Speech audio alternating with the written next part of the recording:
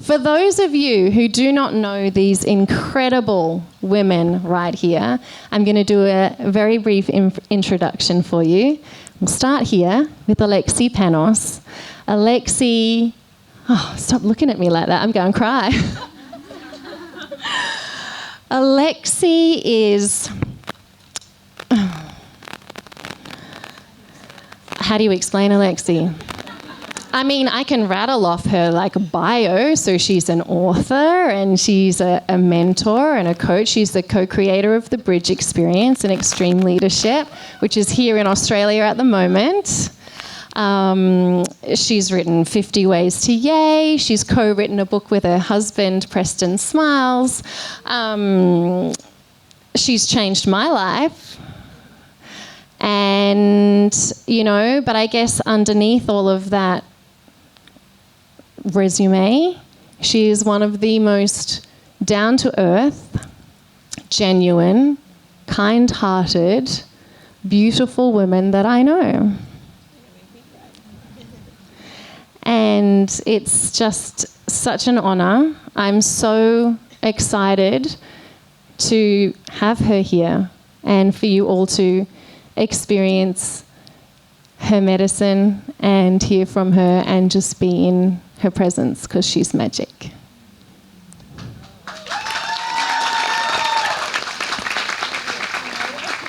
I know, I never get through one of these without crying. Kari Azuma also changed my life. In fact, they all have. Kari is this gorgeous. Okay, wait. Let's do the resume first. So, Kari is a transformational life coach. She is a teacher of embodied wisdom.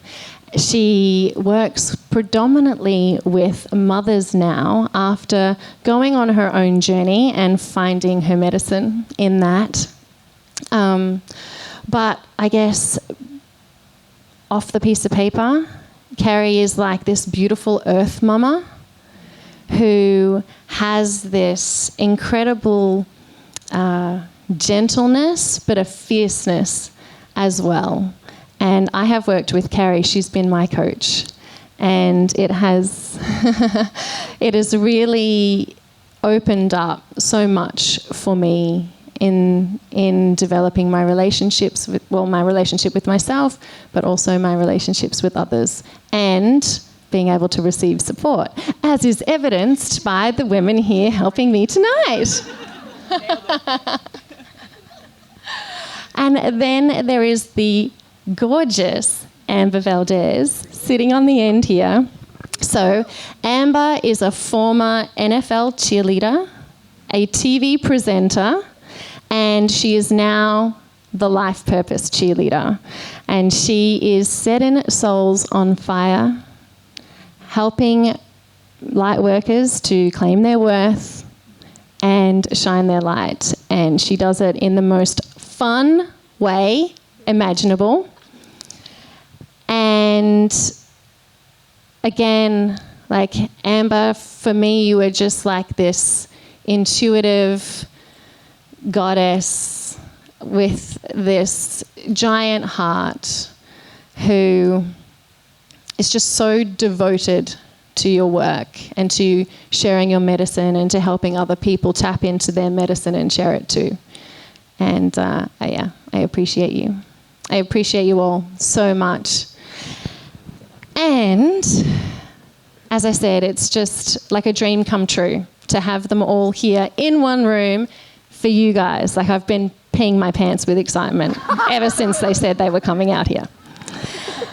So let's begin. Yeah. Let's begin. So, Blissipline, the art of living your bliss. Like, let's start there, because I feel like there's so much, online and so many conversations that we have around living your bliss, living your best life. And it's, and a lot of it can be rah, rah, rah. But it takes discipline, right? So I'd love to hear quickly from each of you around how, like, your journey, because I know each of you have had a time where bliss was not your daily, but it is now. So I'd love to hear around how that kind of came about for you and what it took, really, to create and live your bliss. So I think this is such a great question, because I think in our world today, especially with social media and the internet, we see a very particular picture painted of what your best life looks like. And we're sold the idea that it's easy. Matter of fact, in marketing, we're taught that if you sell somebody the idea that they can have it faster, they can have it cheaper, they can have it better, they can have it in 10 hours or this weekend or whatever, people will buy. And I think for me, in my journey, what I've learned is that bliss is both the ups and the highs and the, oh my God, yes moments, and the rock bottoms. And I think that has been the single-handed thing that has contributed to my success the most, is expecting all of it and not really thinking that if I'm having a low moment, like, oh my God, I'm messing up, I should be doing it different, I should be over this, or everything should be golden. No, like that's a part of the journey and that's a part of the process. So I think for me, my journey has really taught me that the ups and downs are all a part of bliss. And if I can find the magic in those moments, if I can find the lessons and the gifts and the beauty and the gratitude in my lowest moments, then that is a life worth living. And that's been my constant reminder. Yeah, I echo a lot of that. I feel like joy is like not a destination, you know, and I feel like that's, we do get sold that a lot.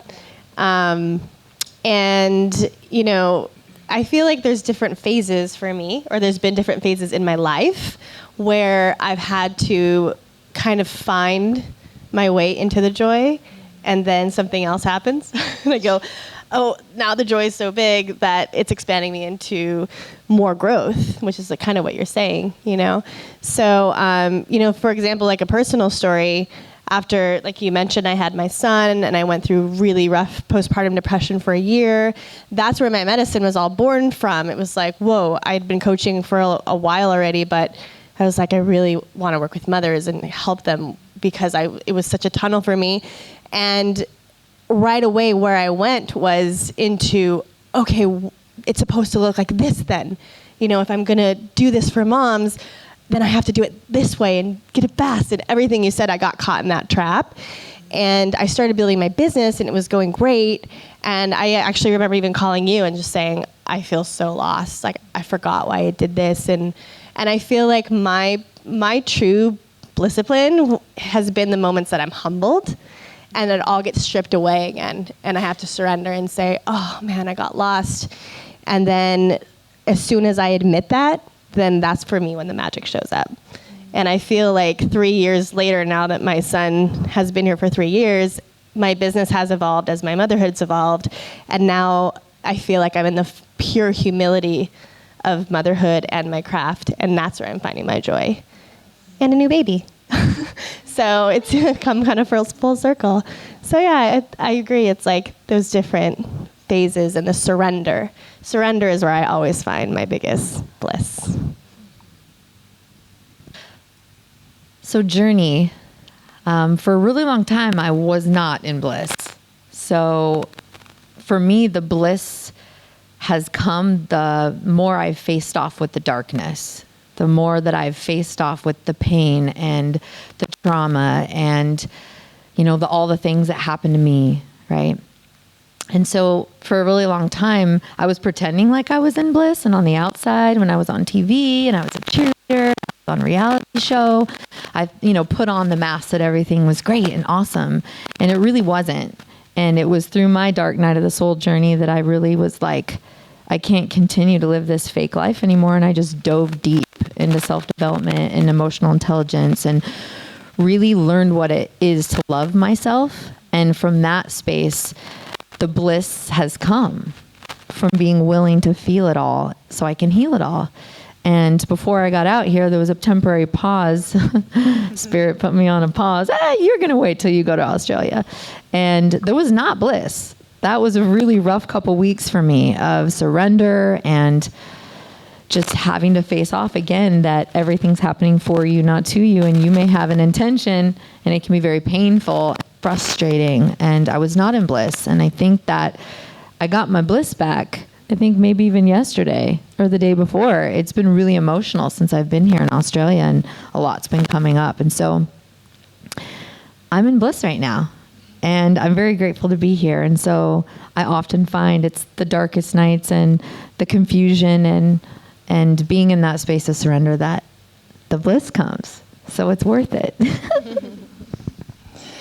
Yeah, and I feel like, we are sort of conditioned to feel like a bliss is this thing that we strive for, or this state that we are trying to achieve and hold on to once we get there. And I love what you were saying. It's like bliss is not something that leaves you.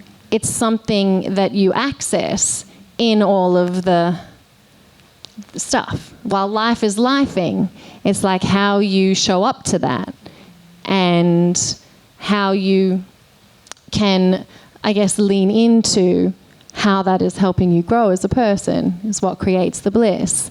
So I'd like to talk about, because culturally and socially, we've been so conditioned that success equals happiness, success equals bliss. So what then, how do we begin to break down those, I guess, cultural images of success and try and find our own version?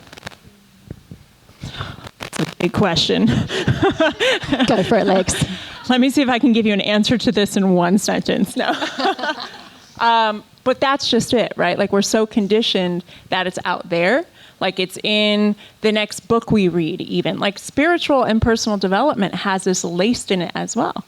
Oh, I need to become more peaceful, more joyous, more connected, more enlightened, more awakened. Anytime we say I need to be more of, we're not embracing what we already are. And I think that, again, is the resistance. And when we're in resistance to anything that is, whether it's life, whether it's bullshit, whether it's amazing, whether it's my current state of consciousness, if I'm in resistance to that, I'm suffering. And I think for me, the biggest learning has been, and I was talking to my girl back there who just had an interesting weekend, it's all about coming back to the self. And we know it. Just be yourself. Just be yourself. How many of you have heard that? Just be yourself. And you're like, yeah, I totally get that. And then everybody is telling you, yeah, but who you are isn't good enough.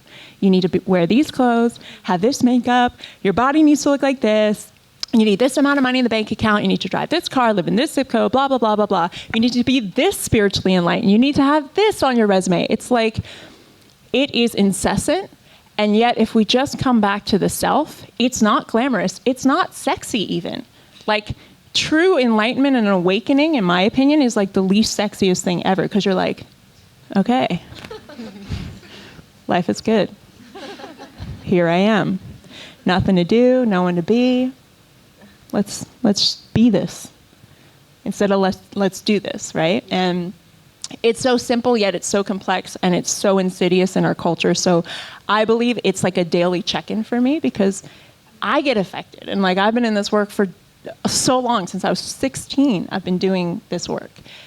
And it still gets to me. Like, where I see something, I'm like, oh, maybe I should, do this or have that or buy that outfit. It's like, no, you're perfect just the way you are. And I'm not finished. So. Great question. And also a big question, yes. I'll also kind of speak to like what I know, in the moment right now, which is, this is why I work with mothers. It's like such a big piece of why I work with mothers, because I feel there's so much, for lack of a better word, crap out there about how we're supposed to be as women, and like the having it all and the doing it all and the being the boss and all the things. And it just exhausts me personally. And I feel, yeah. And like, like one thing I love that you and Preston say is balance is bullshit, which I totally agree with. It's like, you were always striving for that work-life balance and to get into that balance space. But there is, it's really, I've never found I feel like that's like almost worse, putting like that word balance on you. It's the biggest should that there is for me. And, you know, just in seeing the psychology and the work with mothers, I see how hard women are on themselves and how much they feel behind, or like it's not enough, and I've totally been there. I mean, I'm not saying women, I'm saying me, and I've experienced with other women, and especially on the motherhood journey, I've been seeing this so much with, like, you know, all of the guilt and the, you know, just feeling like you have to project a certain image as who you're being for your kids, who you're being for your husband, who you're being for yourself. And it's just exhausting. So, I mean, for me personally, I really just see it as a moment to moment. Like for me, it's like the moment, like every moment of every day. That's the place I've gotten to. Because I feel like I used to wait like weeks to surrender and say, oh, okay, I want to be my authentic self again. You know, now it's like every day. I think that's been the practice for me and the evolution for me. And the evolution that I encourage other women is like no, every moment of every day, no matter where you are, and like the bliss or like the suffering, every single moment is like a choice. It's an awareness. It's a possibility for the awe and the mystery of life. And I feel like that's where the juice is like in that unknown and that mystery. And that's where wealth lies for me. It's like, oh, where's the depths? I'm also a Scorpio, so I'm just built that way. But so I don't know if that really answered your question, but that's kind of what came from my heart. It's just like, you know, I feel like women get to be, you know, if we were talking about the flow, the feminine flow, for me, that's like getting to be in every moment with yourself and choosing and asking and like listening deeply, because that's the only way I find my way out of like the noise. Yes, perfect segue into listening to what my body needs. And that's the game I'm really playing right now. I used to be do, go, Miss Queen socialite, go here, go there. Gotta be everywhere, gotta be doing. And I had this really beautiful moment on the beach today of just like, there's nowhere to be but right here. And it feels fucking good to not have to be anywhere or should be. And I'm like, where are we trying to go? What are we trying to do? Like this present, you know, laughing with Kingston and just like being present with our freaking turmeric gold latte and just like, just being in it. And it's like, this is what's up. Like home is here. And being in bliss is being with your breath. And for me, being with my breath and connecting to God, universe, and source, and dropping in. I mean, that meditation I did today while all you guys were working, I mean, I was out there, but I was in, and I was just like in so much gratitude for just being surrounded by my friends and being here with Mother Nature by the beach and just being in my body and just being so grateful to be a human this lifetime. And so just feel like keeping it simple and just like those are the moments that matter, you know. And as I evolve and as we all evolve, I feel like reassessing, what do I need in this moment? Is it a walk? Is it a latte? Is it breathing? Is it turning my phone off and not, you know, having to do anything for anyone? So just really honoring and checking in. What does my body need? You know, the other day I was like, what do I need right now? I'm like, I need a hug. And I said to you, I'm like, I need a hug. And you were like, okay. You know, and it's like, just being like, what do I need?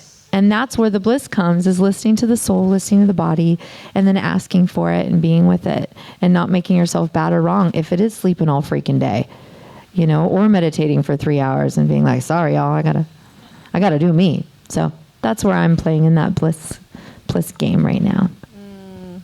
Beautiful.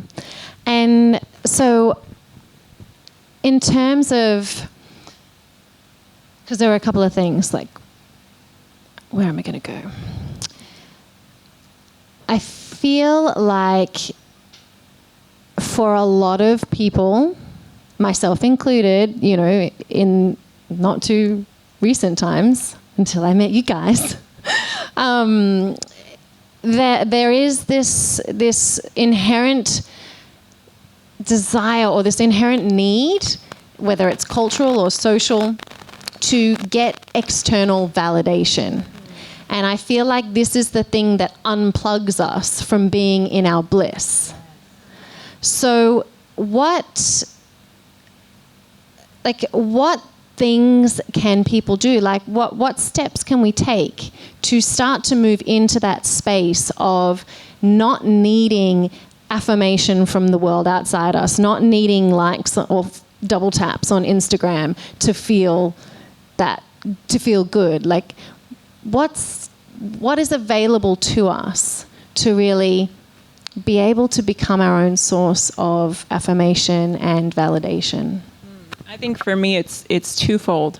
One, it is filling my cup so much with the things that actually truthfully move me, like move me deeply, which happens to be my work, which I'm so grateful that I'm connected to my work in that way. And I feel like when I am in my work, I'm just so on purpose and I'm in service. So it doesn't matter if anybody's validating me or not, because I feel good. And so that's really like, I take that everywhere in my life. It's like, do I feel good?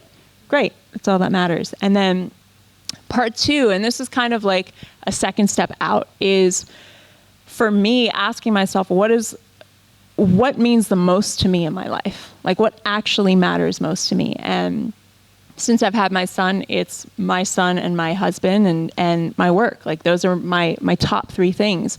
And then I look at the results call my life. And if my life isn't a reflection of that, then that tells me I'm playing somebody else's game. And tells me I'm trying to go for more money or more significance, or trying to be somebody based on an idea out here versus an idea in here in my heart. And that for me has been such a game changer as a check-in to just go, is my life a reflection of what I say matters most to me? If it's not, then I got some work to do, and I get to switch and change things and renegotiate my commitments. Yeah, I'm 37, and I feel like I just started kind of getting it on this level. And, one of my biggest values is community. And I have a personal belief that I don't know if I'll ever stop needing validation in some form. I don't know. It's a question I hold. Or that, not even that I'll need it, but that I'll be like, reacting to want it or triggered to want it, because we're so programmed and our society's so set up that way. But it's kind of cool because it's also like a conditioner. It's like it can be that muscle you flex. It's like, and that's what I'm starting to get into now. Is like every time I say like, oh, they're doing that thing, like you were saying, like, should I be doing that thing? Because it's like, even as my leadership grows, then I start questioning like, oh, is that the leader I should be? But recently, I've just been feeling like the absolute bliss of like, who do I really want to be, And like lately I've coached leadership for 8 years, and I've just kind of canceled all of my leadership work and said, oh, I'm not really going to do that right now because I'm working on rites of passage work with mothers, and I'm just launching Threshold, my new retreat that I feel so aligned and impassioned about. And like, I think that's where I start to get out of comparison, is like really going, okay, well, what's actually my medicine? Like, every single one of you have different medicine in this room. You guys may be doing the same thing as someone else in this room, but I mean, you could throw a stone and hit a coach these days, right? But we all get hired because we're all doing it differently, Like someone needs Amber's juice, someone might need Lexi's juice, or someone might need mine. It's all good. There's that much abundance. Yeah, all the juices. So, and then coming back to community, I feel like, there's like, I could point to so many women in this room who I like who I've called, including these two, including Amy Louise Cash, including my best friend since we were 16, who's been doing it the longest, Erica, who's in the room. I mean, I have these people in my life, and I build these people into my life to call me on my bullshit and just say, hey, when I'm not being me, please tell me, please show me. And I just had a great conversation with Amy this morning where she was just like, I'm going to tell you something to serve you as your friend. And I'm like, give it to me, girl.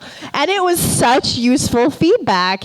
And that's what always keeps me, like I said earlier, in that place of humility, where when I get humbled, that's when I surrender. So I encourage you all, because I think when we're in isolation, that's like the biggest place to be in comparison and to be trying to get to be enough, because it's like, I feel so alone. I need to fill that void. But if you can just have like a few choice people in your life that you request and you can really hold that space for you, that's one of the biggest ways that I stay out of that comparison game, for them to just be there and be like, that's not who you are, girl. And I really love and appreciate that. So thank you guys. Way to go, Amy.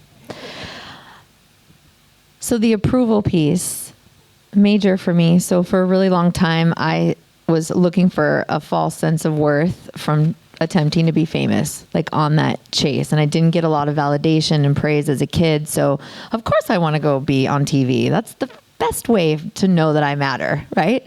I'm so worthy. I'm interviewing Bradley Cooper. Wow. But when it wasn't enough, still, that's when I had to go, okay, I'm not getting that serotonin hit from my family. I'm not getting it from the people that I interview or hanging out with celebrities or wherever I'm supposed to be cool. And so I get this approval piece, like, believe me, like, and we've been talking about this too, just as coaches, like, it came up in full transparency. It came up for me in my last launch, and I noticed this serotonin hit of like, oh, I get an application and I'm like, oh, I'm worthy. Right. And then a couple hours would go by and I'm like, no fucking applications. Maybe I bombed my masterclass. Like, oh my God, I had 60 people on. Why don't I have 60 applications? And so I get it. Like, I get it. And I think, as moms or as wives or as business owners and leaders and then light workers, it's like, I think it's a human conditioning of like, get the sticker on get an A, like get first prize. Like, we've just been conditioned to like be the best and everyone to tell us, see, you did good. You're a good boy or a good girl. Like, you fit in. And for someone who never felt like she fit in, I get it. And so for me, what's something that I get that I do is I beat myself up when I don't feel like I do good. And so the game I've been playing with myself, and my favorite affirmation, I'm a big affirmation girl, is I say I love and approve of myself. And I had to do it a lot the other night when I got sick at Bridge and I had to go home and I was in self beat up, like, oh my God, what's everyone going to think of me? They're probably thinking I'm lying and like doing all this stuff. Like, I let everybody down. And, we do that. And especially if we didn't have parents around us affirming us all the time, like I didn't. So I get to be my own cheerleader and I get to say, you're doing a great job. Like, and talk to myself. I talk to myself and I do a lot of mirror work. And, I find that I get to be in the practice of giving myself acknowledgement as much as possible. Because if I'm being my biggest cheerleader, then anytime anyone else, cheers me on or affirms me, it's just icing on the cake. And so that's the thing that I've really committed to, is being like, yeah, Amber, you're doing great. Like, you're perfect, whole, and complete just the way you are. Like, I love you. I approve of you. And I'm doing a lot of mirror work, and I do the Ho'oponopono prayer every day, and I look in my eyes, and it feels really good. And so I think that as we really focus on being our own cheerleaders, I think we're going to less seek, how many likes did I get? How many shares did I get? How many comments did I get? And if you find yourself in that, I invite you to like maybe take a break, post shit, and then don't even look. You know what I mean? And oh my God, as though looking makes the likes or the comments or the shares go up, But seriously, try that on. Yeah, I love that. And, it's something that you each touched on, is this idea of good and bad. And it's our attachment to wanting to be deemed as good or wanting to be seen as right or positive. That's another great one. It's like a positive versus negative rather than just being with what is. Yeah, so I feel like that's a big piece too, right? It's like what you were saying. It's like, how can I be with what is here? Let's open up to questions. If anyone has a question, you can just shout it out. Put your hand up, of course, first, because we don't want everyone shouting at us all at once. Come on, guys, don't be shy. Come on. There's 100 of us in here. There's got to be one question. At least. There Yeah. we go. Boom. So in terms of bringing yourself back to, bringing back into your alignment with yourself, what's one thing that you recommend So she asked, what's one thing you can do if you're in that zone of trying to be efficient and get a lot done and feeling the overwhelm, but feeling really disconnected to who you actually are? Like, what's one tool? Which is a phenomenal question, because how many of you ladies feel that way at any given point in a day? I'm like, yeah, I've been there, girl. I know. My biggest thing is the breath. Like, whenever I'm in overwhelm or chaos, I'm always breathing from here up. And I'm like, oh my God, there's so many emails. There's so much to do. And it's like the apocalypse, and it's really just my emails. True story. But I notice I'm always kind of out here, like outside of my body, when I'm not breathing correctly, and when I'm not actually like grounded into my belly and breathing into the center of my body. And with breath comes choice. And when we have choice, for me, that choice is the pause. If I don't have that pause, I have no choice. I need the pause to actually go, hold on a second.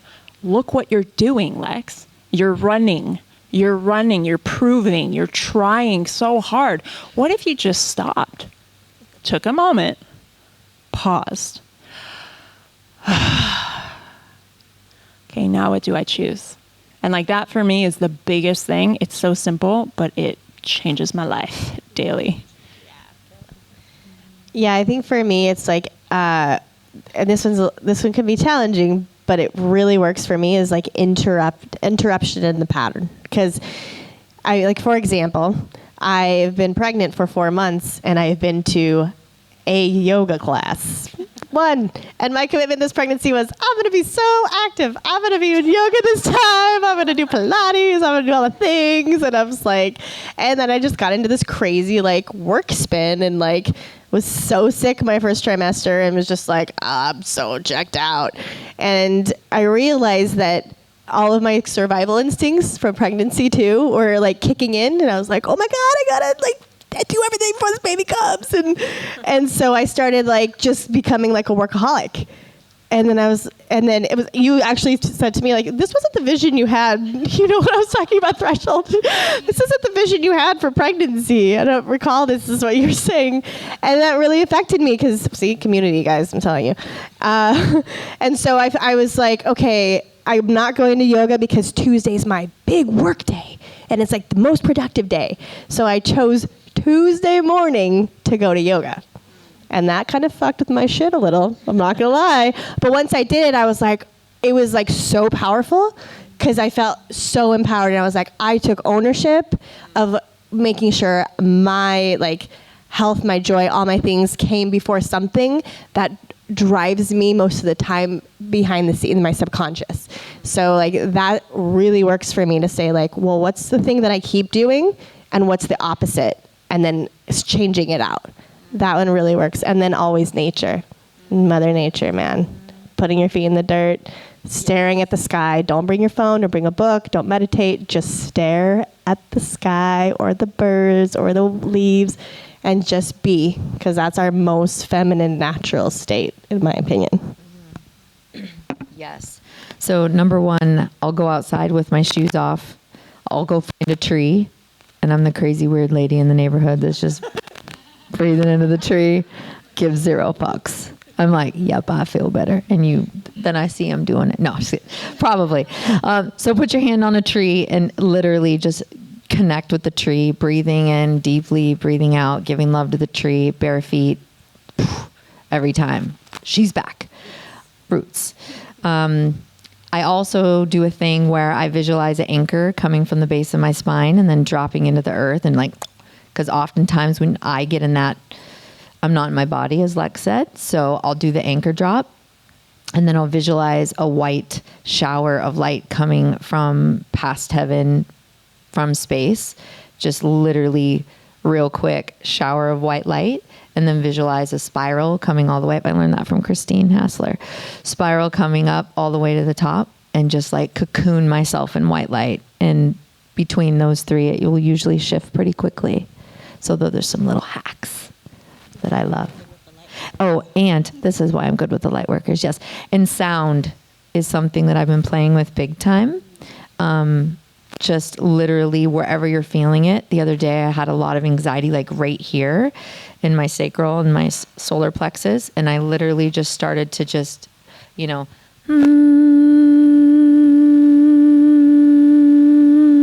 going wherever I needed to go, moving the sound up and down. You guys, I'm telling you, 10 minutes later, I was like, I'm back. Anxiety gone. So playing with sound is, I really truly feel we can heal ourselves through the sound vibration. No one better than to sing and sing ourselves lullabies than ourselves. So play around with your sound.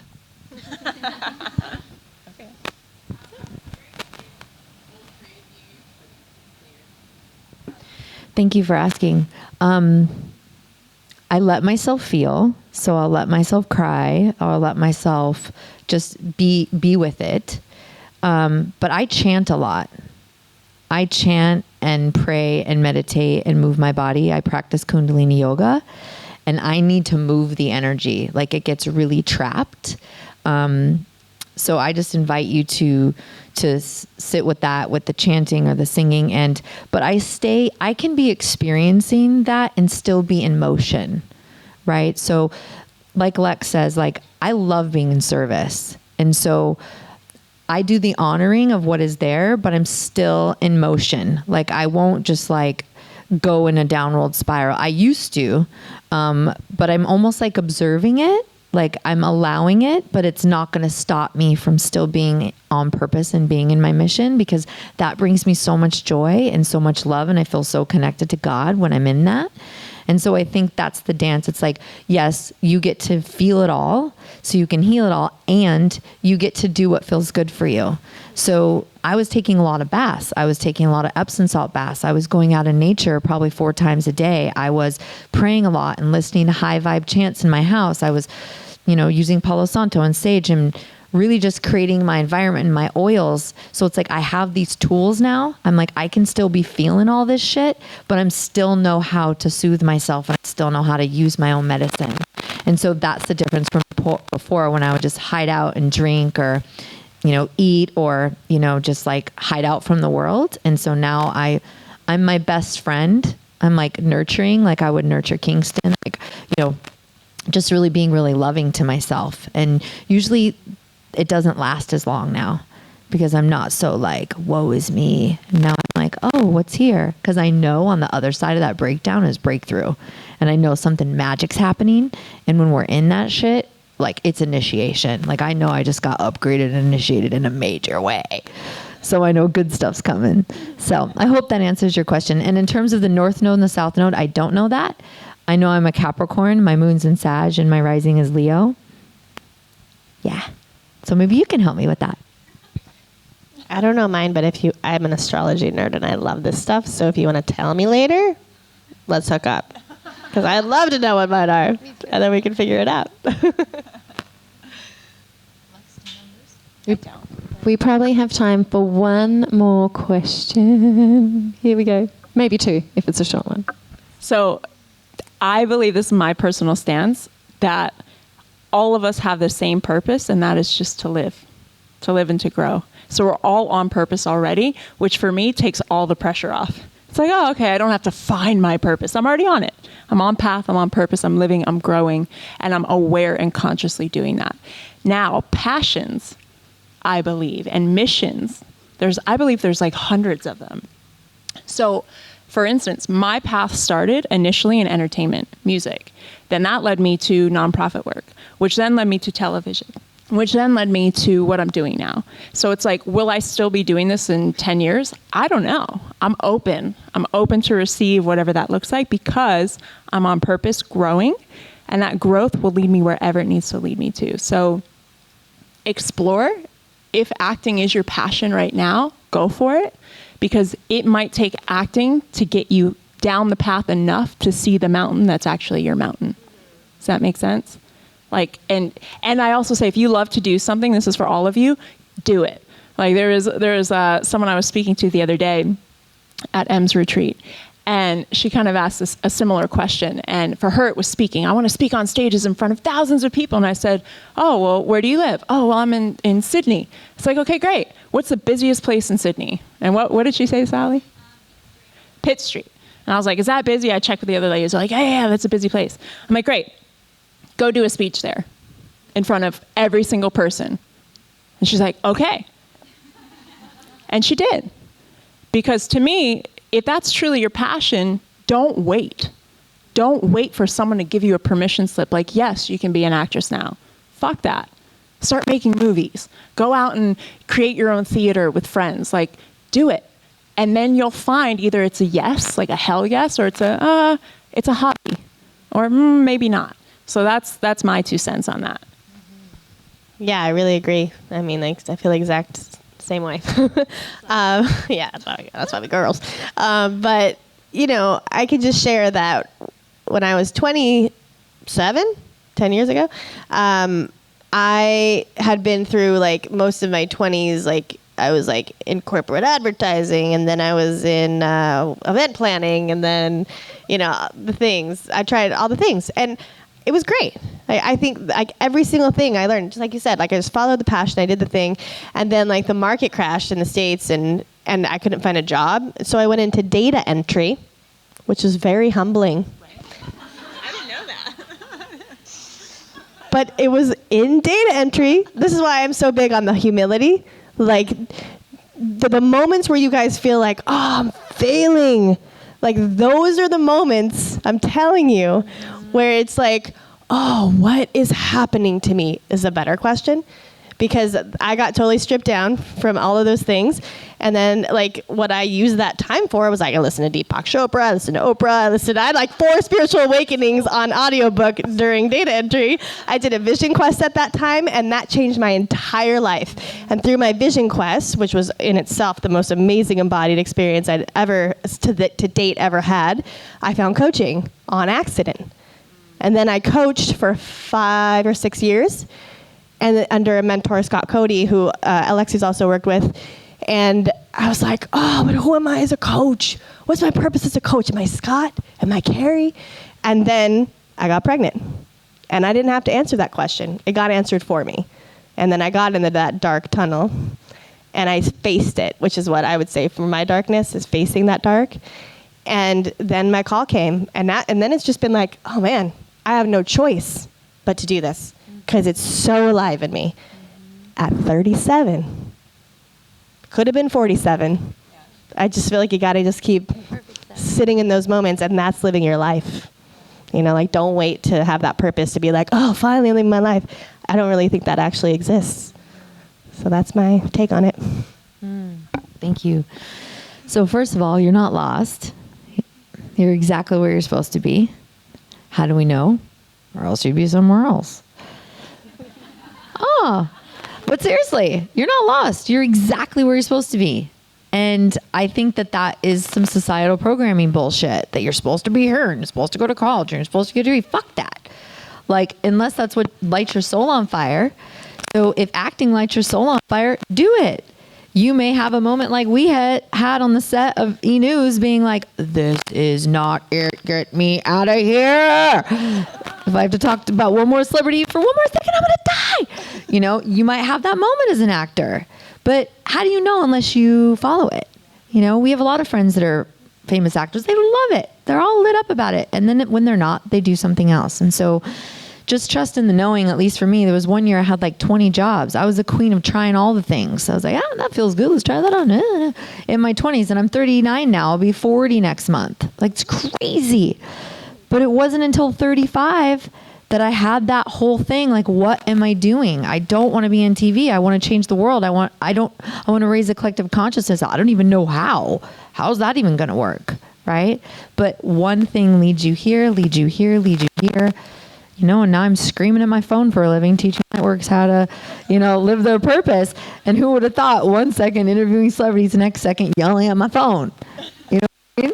So it all leads you where it needs to lead you, just like it's a beautiful path. So if it lights you up, do it. If it doesn't light you up, stop doing it immediately, because it's lowering your vibration. It's keeping everything away from you. And I teach people to turn their crazy into their purpose. And my family called me crazy, called a lot of us crazy, all this woo-woo. That's what's up for me. And once you follow that thing for you, everything you want comes to you. All the people come to you. All the earth angels come to you. And there's nothing more important to honoring that call in yourself. And if it feels good, do it. And if it doesn't, stop quickly. Woo! Amen. Yeah. I was just going to drop it for you. And on that note, ladies, now we get to drink the cacao. I can smell it. Thank you so much to each of you for being here again and for sharing your wisdom and sharing your medicine.